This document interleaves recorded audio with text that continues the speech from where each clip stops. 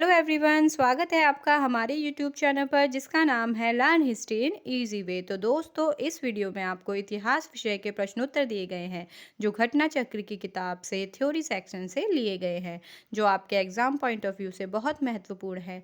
ये प्रश्न आपके ISPCS, net, JRF, TGT, PGT, LT प्रवक्ता सभी कॉम्पिटिटिव एग्जाम में काम आएंगे। तो दोस्तों, चलते हैं अपने नए टॉपिक पर जिसका नाम है वैदिक सभ्यता। इससे पहले मैंने सिंधु घाटी सभ्यता के प्रश्नोत्तर की वीडियो अपने प्लेलिस्ट में डाल दी है, जिसे आप वहां जाके देख सकते हैं। तो दोस्तों, इस टॉपिक का पहला प्रश्न है, क्लासिकी संस्कृत में आर्य शब्द का अर्थ क्या है? तो इसका उत्तर है एक उत्तम व्यक्ति।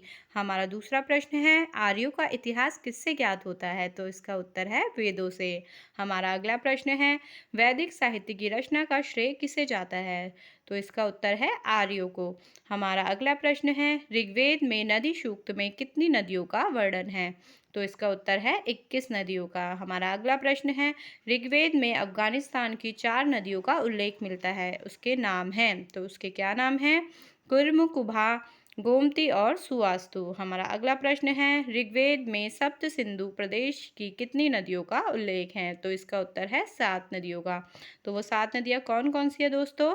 पहली है सरस्वती, सिंधु, शत्रुदी, पुरुषणी, विपासा, वितिस्ता, अस्किनी। हमारा अगला प्रश्न है, ऋग्वेद में यमुना नदी का तथा गंगा नदी का कितनी बार उल्लेख हुआ है?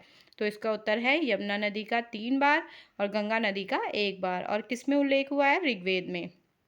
हमारा अगला प्रश्न है, ऋग्वेद में किस नदी का सर्वाधिक उल्लेख हुआ है? तो इसका उत्तर है सिंधु नदी का। हमारा अगला प्रश्न है, ऋग्वेद में सबसे पवित्र नदी कौन सी है? तो इसका उत्तर है सरस्वती। हमारा अगला प्रश्न है, सरस्वती को और क्या कहा गया है? तो इसका उत्तर है मातेत्मा, देवीत्मा और नदीत्मा। और इसका हमारा अगला प्रश्न है, सिंधु नदी को उसके आर्थिक महत्व के कारण क्या कहा गया है? तो इसका उत्तर है हिरण्यनी। हमारा अगला प्रश्न है, सिंधु के गिरने की जगह का नाम क्या है? मतलब अर्थात सिंधु कहाँ गिरती है? तो कहाँ गिरती है? परावत अर्थात अरब सागर में। हमारा अगला प्रश्न है, वैदिक साहित्य को क्या कहा जाता है? तो इसका उत्तर है श्रुति। हमारा अगला प्रश्न है, श्रुति का शाब्दिक अर्थ क्या है? तो इसका श्रुति का शाब्दिक अर्थ क्या है? सुना हुआ। हमारा अगला प्रश्न है, वेद कितने हैं? वेदों के नाम क्या है? तो आप सभी को पता होगा कि वेद हमारे 4 हैं और उनके नाम क्या क्या है? ऋग्वेद, यजुर्वेद, सामवेद और अथर्ववेद।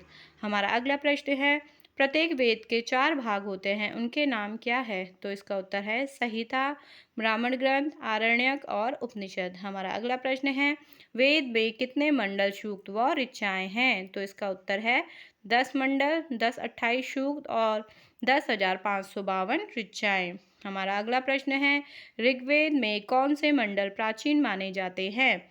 तो इसका उत्तर है 2 से 7 मंडल हमारे प्राचीन माने जाते हैं, अर्थात 2 से लेकर 2, 3, 4, 5, 6, 7 हमारे प्राचीन माने जाते हैं। और हमारा अगला प्रश्न है, ऋग्वेद के तीसरे मंडल में उल्लेख है, तो किसका उल्लेख है? गायत्री मंत्र का। हमारा अगला प्रश्न है, ऋग्वेद के 10 मंडल के सभी 114 सूक्त किसे समर्पित है? तो किसे समर्पित है? सोम को। हमारा अगला प्रश्न है, प्रारंभ में कितने वर्ण का उल्लेख हुआ है? तो कितने वर्णों का उल्लेख हुआ है? ऑब्वियस है कि 4। कौन कौन से? ब्राह्मण, क्षत्रिय, वैश्य और शूद्र। हमारा अगला प्रश्न है, वेद के 2 ब्राह्मण ग्रंथ कौन से हैं? तो इसका उत्तर है ऐत्रेय और कौशिकी। हमारा अगला प्रश्न है, पतंजलि के अनुसार ऋग्वेद की कितनी शाखाएं थी? तो कितनी थी? 21। हमारा अगला प्रश्न है, ऐत्रेय ब्राह्मण में किसका आख्यान का वर्णन मिलता है? तो इसका उत्तर है सुनाशेप आख्यान का। हमारा अगला प्रश्न है, यजुर्वेद में क्या वर्णित है? तो क्या वर्णित है? श्रोत एवं कर्मकांड। यह वेद गद्य एवं पद्य दोनों में है। कौन सा वेद? यजुर्वेद। यजुर्वेद हमारा गद्य और पद्य दोनों में है। हमारा अगला प्रश्न है, यजुर्वेद के कर्म कांड को संपन्न कराने वाला पुरोहित क्या कहलाता है? तो इसका उत्तर है अधर्वयु। हमारा अगला प्रश्न है, गायत्री मंत्र किसे समर्पित है? किसे समर्पित है? यह सविता को समर्पित है। सविता अर्थात सूर्य देवता। हमारे अगला प्रश्न है, गायत्री मंत्र के रचनाकार कौन है? तो इसका उत्तर है विश्वामित्र। हमारा अगला प्रश्न है, यजुर्वेद की 2 शाखाएं कौन सी हैं? तो कौन कौन सी है? कृष्ण यजुर्वेद और शुक्ल यजुर्वेद।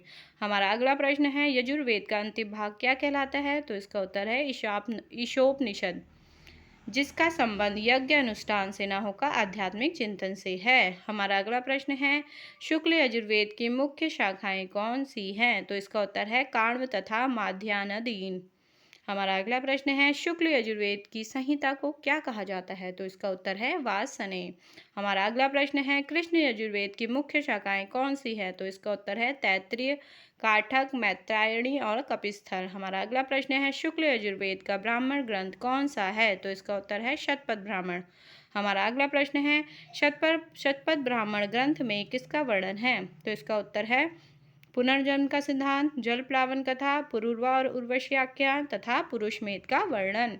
हमारा अगला प्रश्न है, सामवेद में कितनी ऋचाएं हैं? तो इसका उत्तर है 1875। हमारा अगला प्रश्न है, सामवेद की प्रमुख शाखाएं हैं? तो इसका उत्तर है कौथुमी, राणायनी और जैमिनी। हमारा अगला प्रश्न है, अथर्ववेद में कितने कांड, सूक्त तथा मंत्र हैं? तो अथर्ववेद में कांड है 20, सूक्त है 730 और मंत्र है 5987। हमारा अगला प्रश्न है, अथर्ववेद में किसे दूरस्थ प्रदेश कहा गया है? तो किसे कहा गया है? मगध तथा अंग को। हमारा अगला प्रश्न है तथा आखिरी प्रश्न, अथर्ववेद की 2 शाखाएं कौन सी हैं? तो इसका उत्तर है पीपला तथा शौनक। तो दोस्तों, अगर ये वीडियो आपको पसंद आई हो तो लाइक शेयर सब्सक्राइब जरूर करें। थैंक यू दोस्तों, थैंक यू फॉर वॉचिंग। मिलते हैं अगली वीडियो में।